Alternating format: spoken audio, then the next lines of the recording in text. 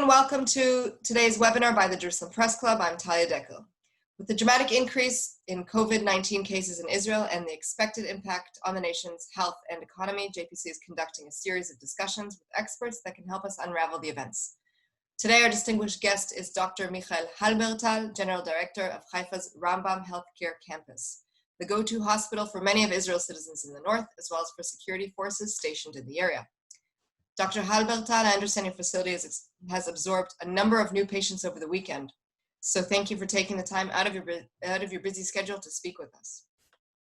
With so much confusion and perhaps mixed messages about the situation, could you begin by briefly explaining where things stand today in Israel, how many people are sick, at what levels, and what are the expected mortalities before we go into what your hospital is doing about it? Okay. So this is a graph that shows you the number of positive patients that you had throughout since the beginning of March all the way till the last few days. And what you see over here that we have in 31st of March we have 729 patients, while over here what we have that in a few days ago we had almost 1,500 patients that are positive to COVID-19. So obviously it's extremely alarming because it means that we lose a control of the amount of patients and what is the worries. Now there's lots of numbers and lots of details and you have to look at in somewhat in a complex way to understand what does these numbers mean. And when we talk about those numbers, when we do, first, what is the indication? When we do a test for COVID-19, it's very important first for epidemiological reasons, because you want to see how the COVID-19 is being spread and try to locate or surgically locate areas of massive exposure. And also, it gives you a rough idea what is the people's compliance to all the measures that we are asking. So this is one thing. On the other thing, first, we know that those tests has false negative. So it means is that when we do the test, and there's a major question whether we should do a massive number of tests, and the answer, in my opinion, and all we're talking about is my opinion, yes, we should do this. But we have to decide what is the reason. And the reason is mostly epidemiological. The problem is that if you go and do a test for instance, for my staff in the hospital, I haven't done COVID-19 examination to any of my staff of the hospital unless there is an indication. And none of the patients unless there is an indication to do that. Because first, we know that if you got exposed to a COVID-19 patient, the fact that we'll take now a test, it doesn't mean that you're not being infected. You have to wait quite a long time before you can clear. And the problem is that people feel that once they are negative, it's that they are clear by the system. And we saw that with the hospital staff, the outcome of this, that people are not looking at the measures for protection, because they think that the patient is negative is fine. It can be negative today, but positive tomorrow. So this is why it's very complicated and why you don't do this in order to make major decision on a single patient. You can do this, obviously, on lots of population. Now, one needs to remember that in the beginning, and still now, we have problems of resources for doing all those tests. Also, the amount of labs and the manpower, the quality manpower, the swabs and all kind of other kits that we need and all the chemical reagents. And so we cannot go around and do tests without an indication, which is still a big problem. The other problem is that there is a big difference between positive patients or positive COVID-19 and real patients. And we'll talk about this in a minute. And another thing, in the beginning, most of those examinations were done into the areas of that we knew that there was outbreaks. And obviously, when you do it in a specific area of outbreaks, it means that that you get more positive numbers. So still, we are not doing it openly, so they need to be an indication, and we'll see the implication of that. And also, there's no doubt that a few 2 months ago, when we did 5,000, 6,000 COVID-19 examination, there's a major numbers difference when you get the positive numbers if you do 25,000 or more. And what we see over here, 1 minute, okay. So this is the actual illness. And also when you look at this graph, it's again alarming. What you see here, this is in the beginning, and you see those that were considered to be critical, and you can see that there is a rise of amount of patients that are still critical patients. But what also we know is that they change the way that we quantify what does it mean that we are having a patient with severe symptoms of the sickness. So if we look at the same time, if we look at the amount of the ventilated patient, right?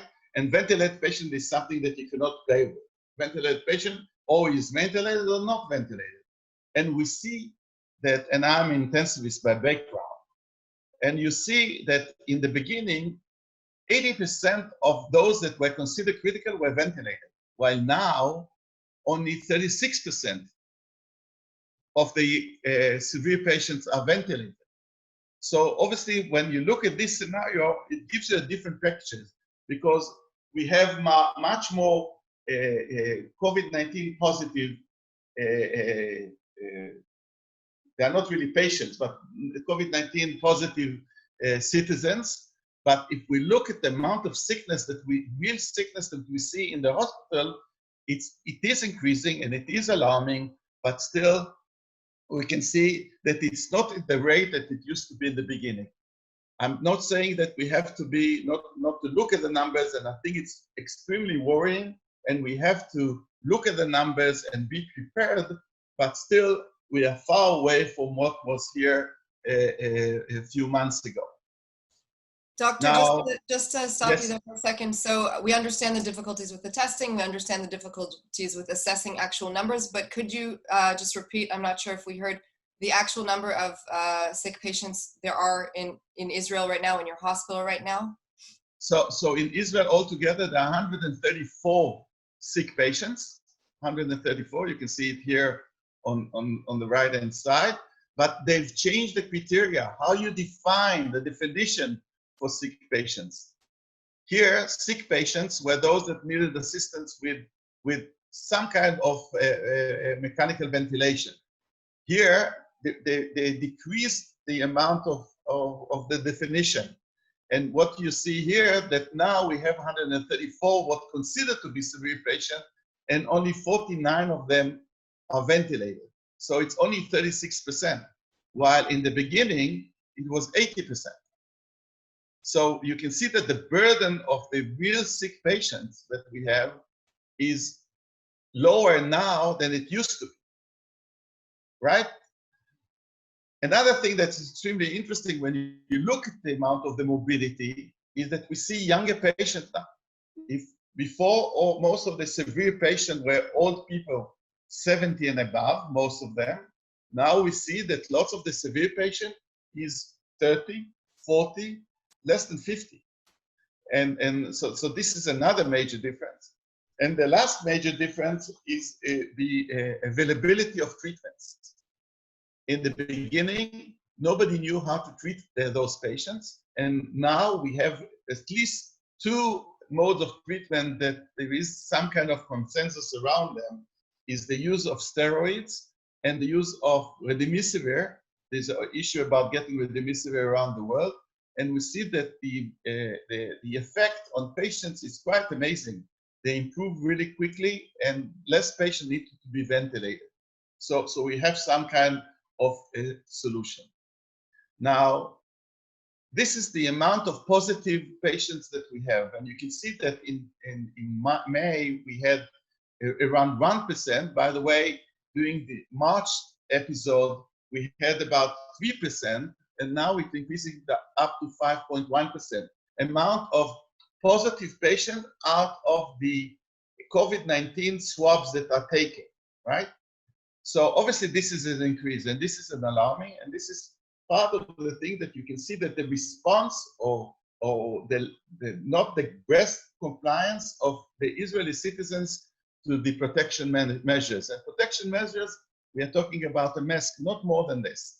And this is obviously extremely worrying. But again, another thing that we have to remember, as I said before, that still the indication to do those examination is only when there is a perfect examination. It's not that you do like a survey, epidemiological survey, but only you do tests now. And this is again from today, they went back again, the Ministry of Health. And now in order to do examination for COVID-19, you have to be exposed or you have to be in an area that there is an exposure. So it obviously having some kind of confiner that affects the amount of positive patients that we get. Still, we do not have to overlook this. This is worrying. And I think to my mind, at least, the most worrying thing is the people are not getting any measures of protection. This is, you can see the overall pictures of amount of patients that we have in the hospitals. And you see those in green as those with light symptoms. And most of them, and I can tell you in my hospital, I have now 26 at Rambam, 26 patients with COVID-19 positive. About more than half of them do not need to be in a hospital. They need to be in a controlled isolation, but not in a hospital. And this is obviously a major burden.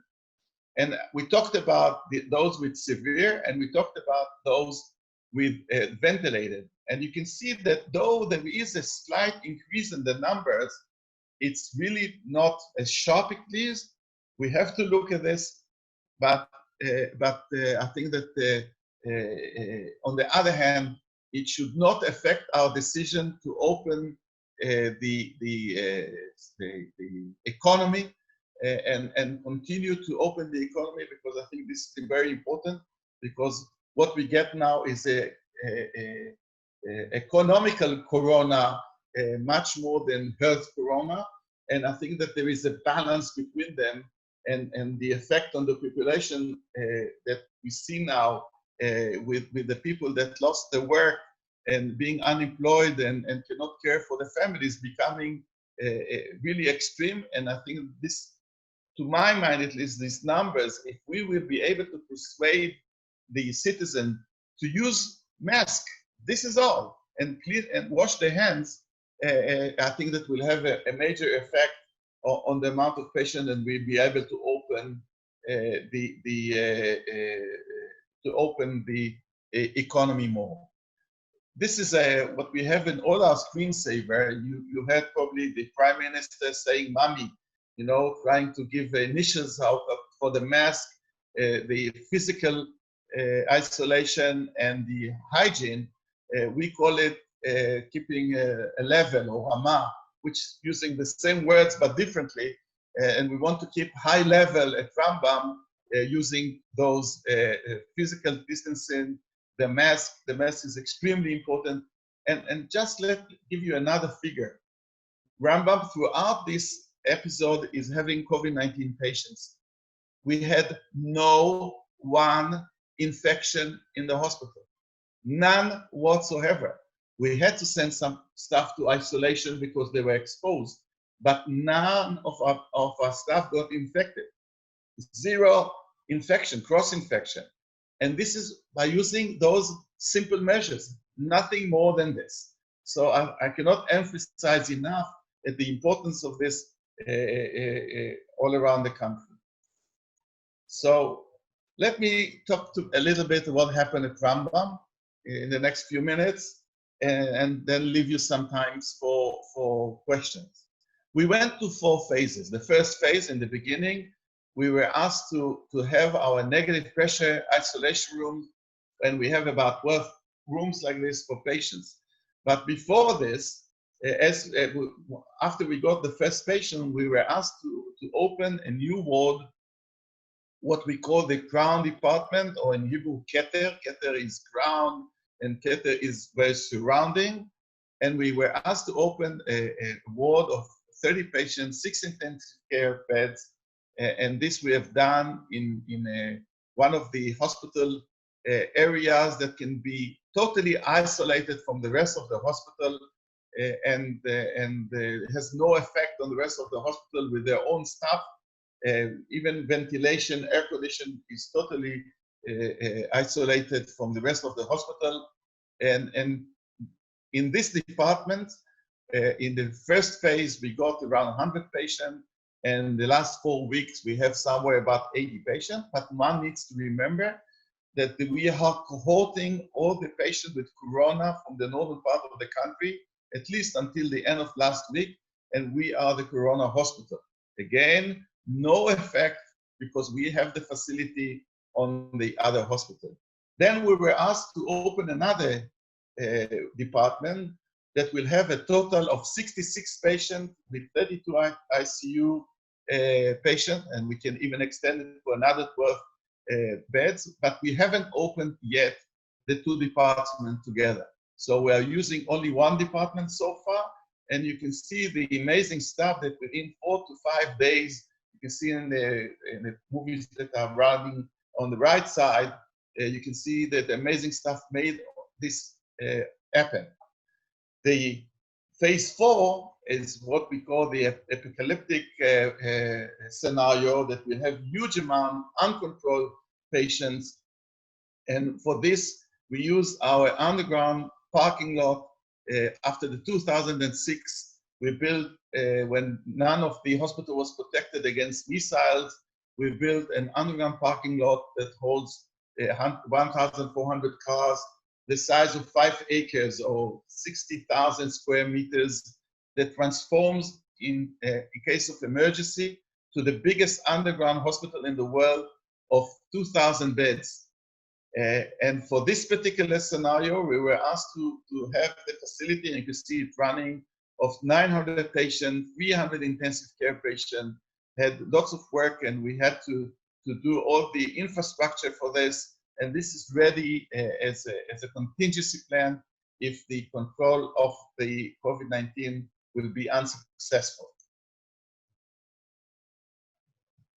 I think that 3 things, and this is probably the last thing that I will talk about, were quite amazing. You know, every crisis is an opportunity, and I think that the 3 touching, exciting things that happen in the hospital is first to see the staff, to see our staff enrolling and giving us all the solution, and continue to treat patients and continue to treat COVID-19 patients without any problem. The second thing is the combination of the healthcare system, us as a hospital, and the industry. And the third is partners that go with us throughout the years that continue to help us and do some stuff and donate money to us and so many other things. And just to go quickly, and I will not go with details because we don't have the time, is the effect of the industry, the collaboration with the industry, what I'm calling the brain power of the Israel, combining, you know, the unmet needs that we had and the solution that the industry had.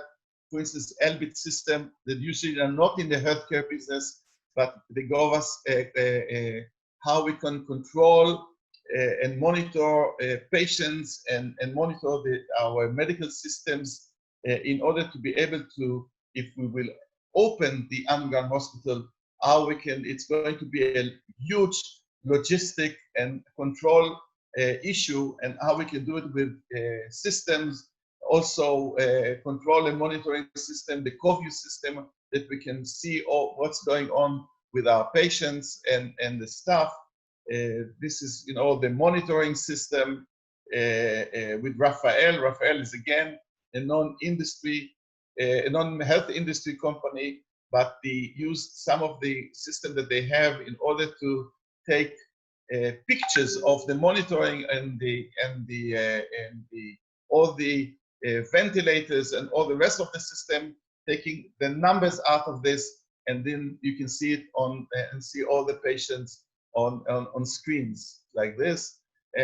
All kind of protections, high-tech collaboration to optimize medical care with all kind of communication. The issue is major issue of communication, because one needs to understand the patient are with the government, cannot be identified. So it's a major issue of identification of patients and how to diagnose patients with pooling, getting, because of the issues of the labs that I mentioned, that we can have 32 samples in one sample and identify one positive out of 31 negative. And this is done with the Technion and so many other issues that you can see around us that help us in order to cope with the protective measures that we have and the protected garments, to see that the staff are protected and cannot be alarmed. Thank you, Doctor, for a very informative presentation. Just a few follow-up questions on some of the innovations you're working on themselves, and then a few more questions before we wrap up. You talked a lot about the underground facility that you've set up in case there's a need to use it. One of the reporters have asked a question regarding the ability to communicate underground, the whole issue of communicating between other parts of the hospital, the internet infrastructure, computers. Is that something that you've been able to plan towards? Obviously, so obviously all the underground hospital is wired, and some of the stuff that you saw with Elbit and some other companies that helped us with this is, again, how do we get all those data and especially the information about the staff. We will have there, we saw 900 patients, some 1,500 healthcare workers at the same time. All of them are covered. You cannot see who is in who. And we can have the system, by the way, there's the system of the army, the Hunter, that they use for battle. And they modified it with us within 4 or 5 days in order to use it inside hospital, that we can pinpoint on screens each and every staff of the hospital, each and every patient. And if we need some specific staff, we can see who is the staff when looking at the map of the underground hospital and point them to the right areas. So all those things, and obviously computer system, we have our own computer system, helped us to deal with all those issues. Okay, there's a question about the use of medical cannabis. We understand that researchers at the Center for Cannabis Research at Rambam hope to have studied the effect of cannabis on severely ill COVID-19 patients in clinical trials. Could you update us on this development and perhaps explain how it works? So we are in the beginning. I think that there's so many options of treatment. We know the literature around the world that's saying that cannabis helps against all the immune storm that happens during the COVID-19. Basically reduces the immune system in order to and doesn't create all the secondary effect of the corona.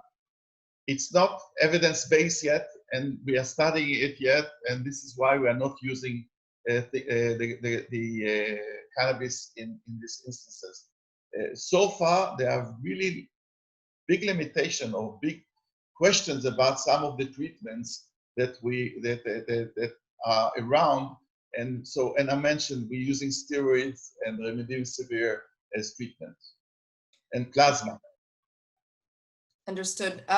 So we all know that winter is coming, and with it the flu patients. Are you prepared, or do you foresee a collapse in your capabilities at this time with the combination of the two issues? Well, it all depends on number and acuity of the care of the patients.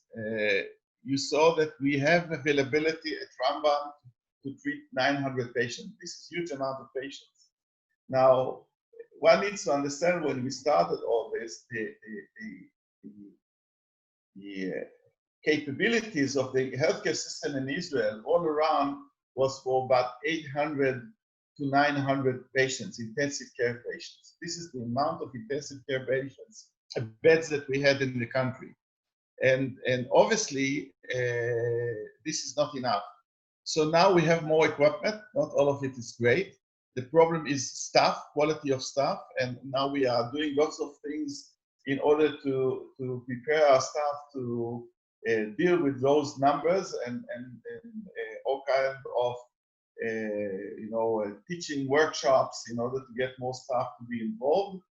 And I think that the country, somewhere around 2,000 sick patients we will be able to control. If it will come to the scenario that we had at the beginning of 5,000, 7,000 patients, it's going to be a big problem. Understood. Doctor, the likelihood of war with our northern neighbors during a medical crisis is probably low, but unfortunately always exists in our region. Are you prepared for simultaneously absorbing patients admitted in such an event? How does the hospital prepare for security developments during situations like this? So the underground hospital, it's again, all questions of numbers. The underground hospital can hold 2,000 beds at the same time. And obviously this is the best solution because with a scenario of war, we have a total solution for all the hospital, staff, patients, families to be underground in totally isolated, protected area. Once you put COVID-19 into the story, it's going to be much more complicated. And to say that we have the best solution for simultaneously war and the COVID-19, it's going to be extremely challenging. That makes sense. We have quite a few journalists who have been forced to stay in the country at certain times and others who would have liked to have arrived in Israel for their reporting. What is your opinion on lockdowns as a solution? Would you lift them entirely? Would you increase them? So again, I think that we have, I'm going back, wear masks. If you wear masks, your chances of being infected, even if you encounter a positive 19 patient, is extremely low. And if you wear a mask, ask your surrounding to wear mask. Now, obviously, the idea is, I hope that we will not need to get back to total isolations and close-up. And I think that it has to be used surgically, like they're doing it today, in areas that we see that there are huge exposures. And I think that we're not there yet. There are some areas, and was mentioned, and I think that the Ministry of Health made those decisions. I don't think that we need to do it all over the country. The contrary, I think that we have to open the economy a little bit, because otherwise we might be saved of the corona, but the effect of the economical challenge is going to be immense. Absolutely. Just two more questions, if that's okay. I know you're short on time.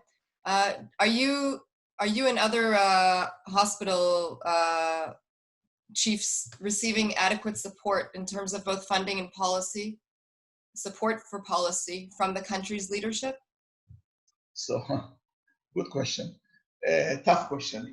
Well, first, for all the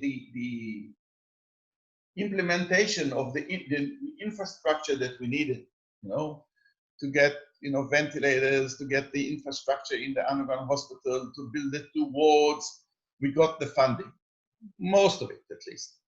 The problem is that one needs to understand that if you look at the running cost of the hospital, the fact that we closed all activity for about 2 months, all elective activity for 2 months, has a major effect on the running budget of the hospital.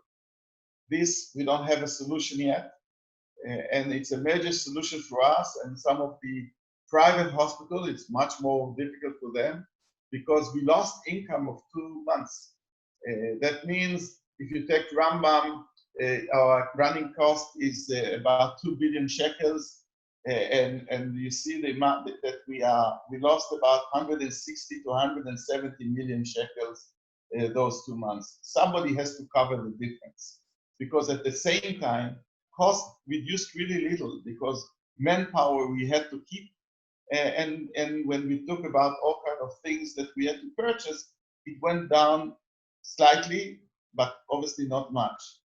And I think that there is a negotiation, not simple negotiation, with the Ministry of Finance now, and I'm sure it will be dealt with. But I think that we have to see some kind of a plan and a promise, especially to close 2020, and some new ideas about 2021, because it's there to be for at least another year or so. And I think that this is another issue that we need to deal with.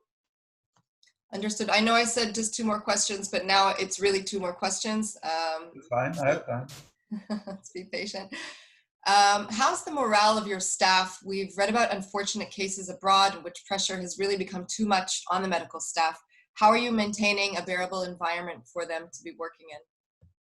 So we have done a study looking at, we spread out the questionnaires between some of our staff, especially in the emergency room, oncology departments, to see exactly the emotional response to the COVID-19. Obviously, there are worries and we had to deal with them. We have all kinds of psychological and psychiatric teams that are helping the staff of the hospital to cope. It's not simple because this is a different scenario. If you have a mass casualty scenario, we are safe. We are, especially now at Rambam, even in a war that we have the underground hospital, the effect or the chances of one of the staff to be hurt is really low.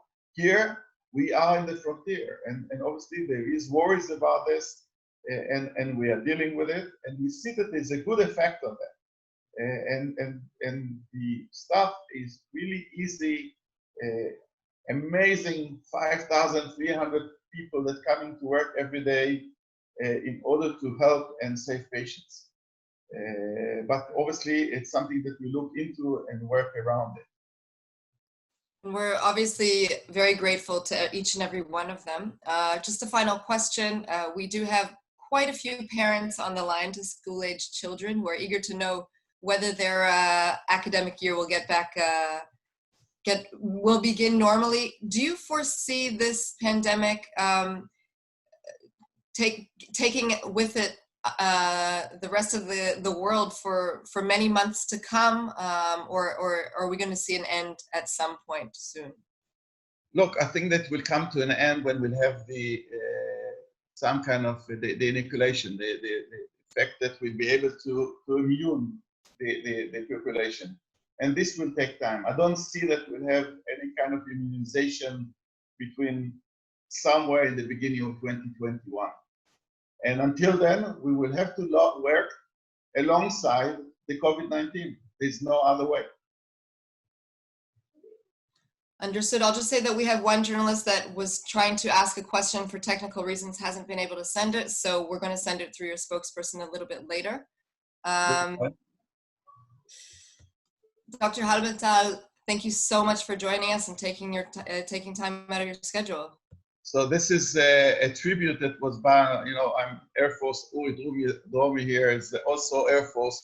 And this is the aerobatic team, the Israeli Air Force aerobatic team that during the Independence Day came to give a tribute to the medical staff. And you can see the aerobatic team, and down here, just below, it's us, Rambam. So thank you very much for listening. Thank you for this. Thank you. Thank you. And again, thank you to Rachel Exziel, my colleague, as well as Uri Dromi for helping with this call. And of course, the friendly staff of Rambam for facilitating the briefing. Join us for our next webinar on the topic with Professor Eli Waxman, who led the team advising the National Security Council on the pandemic and has been increasingly critical about the government's management of the crisis. this Tuesday at 11 a.m. Invitations in your inboxes soon. Have a great week, everybody.